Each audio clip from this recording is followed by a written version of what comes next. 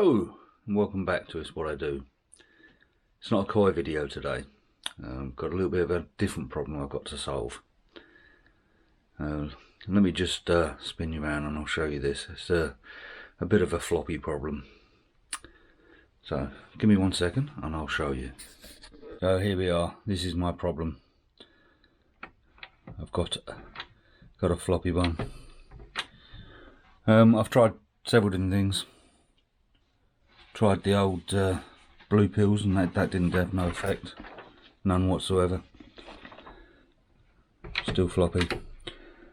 I've even gone as far as to showing it some adult content. No, still no difference whatsoever. So it's time to do a bit of surgery on it.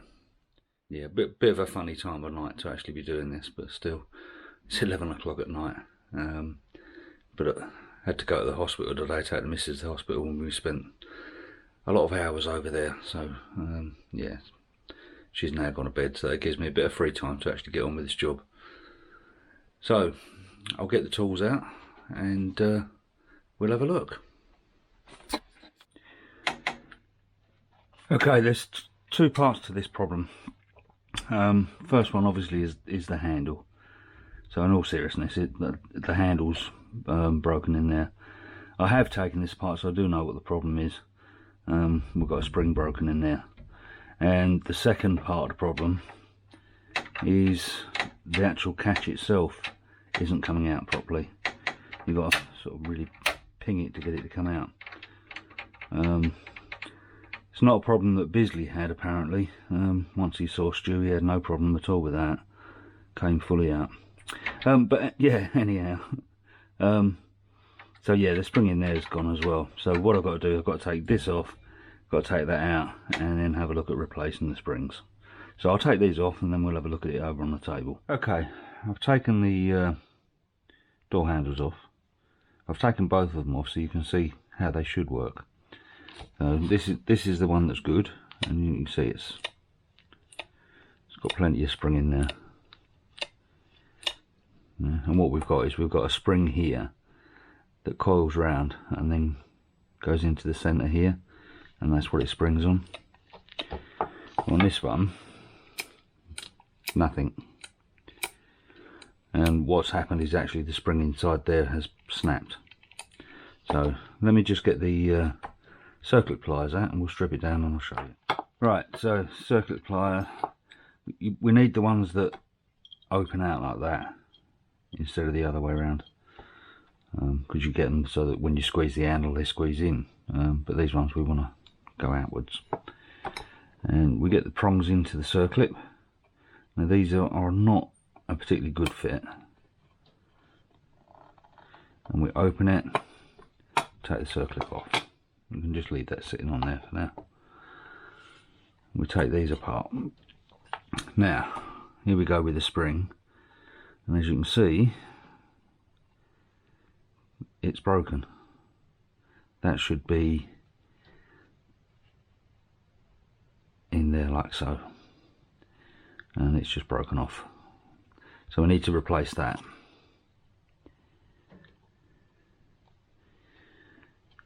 So let me get a bit of tissue and then I'll clean that up a little bit and we'll replace that spring. Okay, I've given that a clean. Now what I've done, I've bought a bag of springs off of Amazon, and these should be the correct ones. So what you have to do, because there are different size ones, you can buy lots of different sizes. You can also buy a different number of turns on them. You can get 2 1/4, 2 1/2, 2 3/4, even 3s. And with those, it's sort of, you can tell because of the position of the little prong in the centre here. I'll show you that prong there.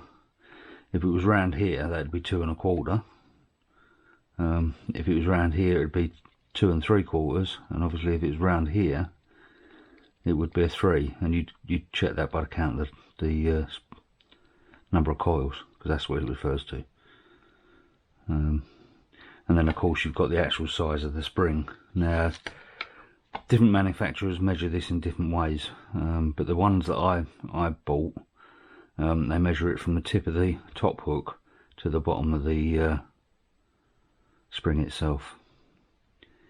So that's what we've got to fit on. Now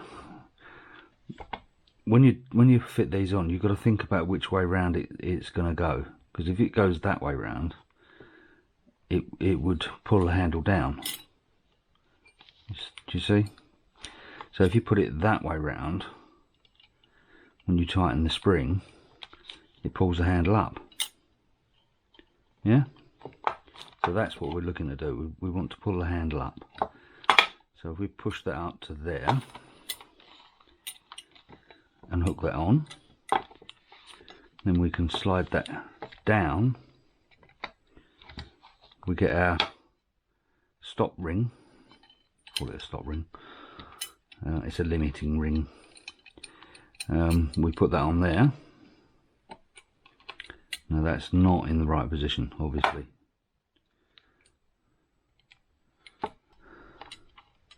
We turn it over. Oh, and I've dropped my spring off now. We're doing well. As I say, it's very fiddly.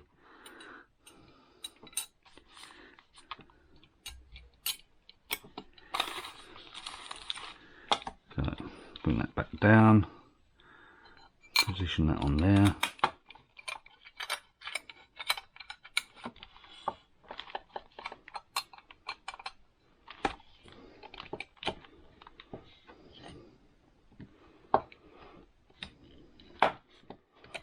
Push that right in, and there we go. That's the handle up the right way. Now on top of there we've got a little spacer which is going to go on there, and then we put the circlet back on.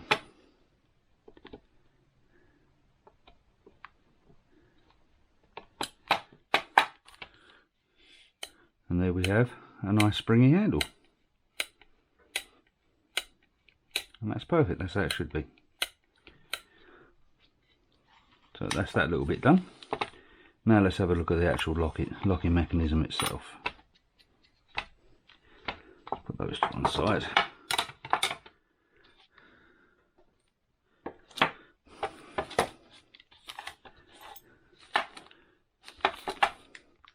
Let's get a screwdriver instead of an Allen key, it helps.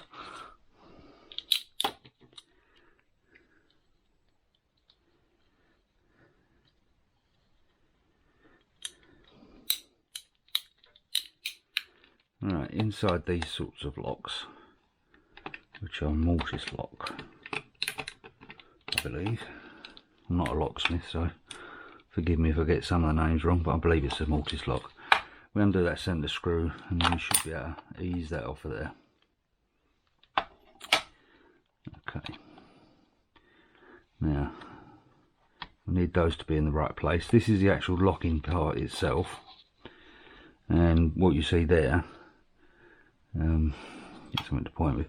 You see these plates here, they've got like cams on them at different points, and that's where the shape of the key goes, to actually lift those up into the right position for you to be able to turn it, and then the whole thing will slide. Yeah, so that's that part. The bit that we're interested in is this. Now carefully take that out and lift that out. This is the door latch itself.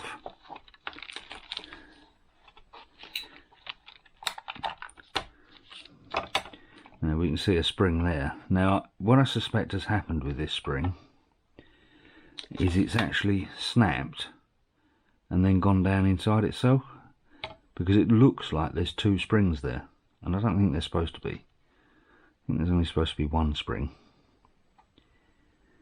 I don't know if the camera will pick it up. Let me just undo that. Yeah, I don't know if the camera will pick it up, but that there is very sharp, and on the bottom part of this one you've got a corresponding very sharp one, and I think that should have gone like that. So you should have had a long spring about that sort of length fitting in there. So again, I went on Amazon and I had a look for some coil springs, and I've got an assortment of coil springs. So we'll just have a look, see if I can get one that's very similar size. Might not be exact, but we'll try. Okay, so this is the box of springs that I've got, and again I bought them from Amazon. And we've got quite a selection of springs in there, and what I want to try and do is get one that's roughly that size. Can be a little bit longer, but I don't want it too long because otherwise it won't compress properly. So that one's a good contender. It's a fraction longer, but not too bad. So we'll try that one there. Yeah, that one's obviously too short.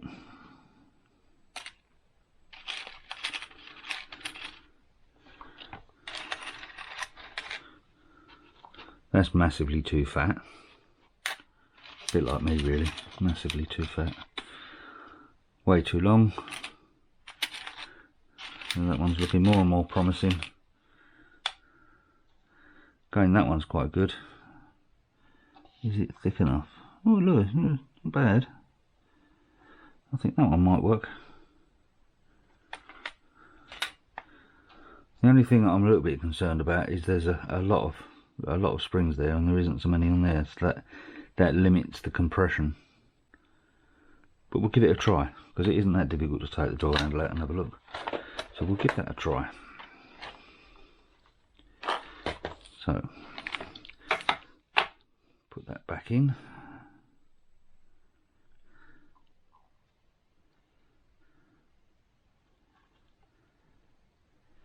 And you need to watch which way round you put this, because obviously if I put it in that way round, then that's okay for a door slam that goes that way. But if you're going to put it in this way round, it's got to be that way, so that this curve is on the part that hits the door first. That way it pushes it in and shuts the door.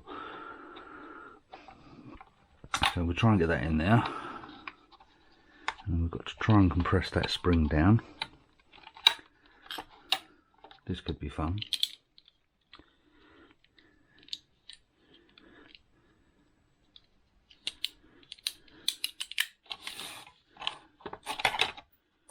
That's one gone on the floor. I'll get that in a minute.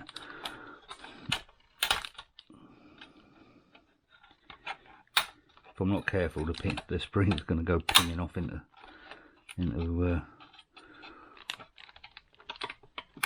space. Oh.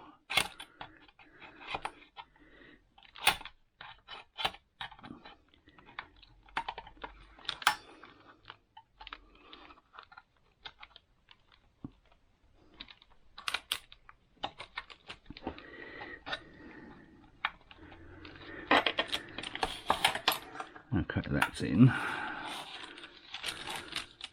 Don't think this one's going to be any good. I don't think I'm going to be able to compress it enough. Now you can see it's not allowing the blade to go in far enough. So I need to get a different one. So we'll take that one out. Oh, let's put my lock bits back on.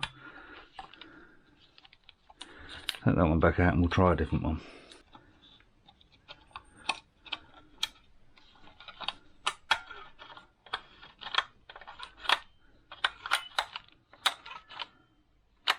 I might get away with that. Okay.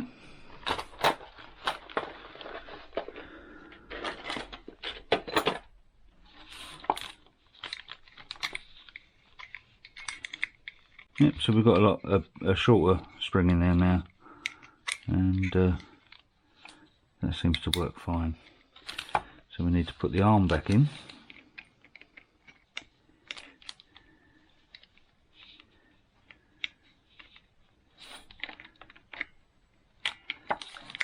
Like that. And then when the door handle turns,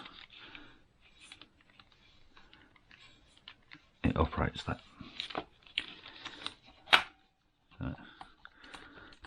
So that part's fixed. Okay, so I'm going to stick this back together again, and I'll put it in the door and we'll see how it looks right at the end.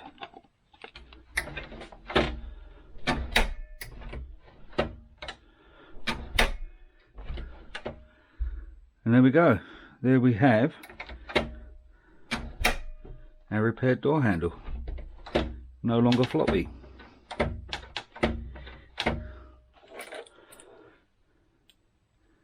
Just make sure the lock works. I can get the right key. That's not that one. It's that one. Yep, lock still works. Door handle works. All good. Well, I hope you found that interesting. As you can see, it didn't take very long. Quite an easy job to do. Most people would just replace the door handle and the catch, but that makes it quite an easy job. You know, quite a difficult job. If you've ever had to replace one of those, you'll know that they can be a real pig, because you've got to get the right sizes and yeah. So, finished article, as you can see. It's working fine.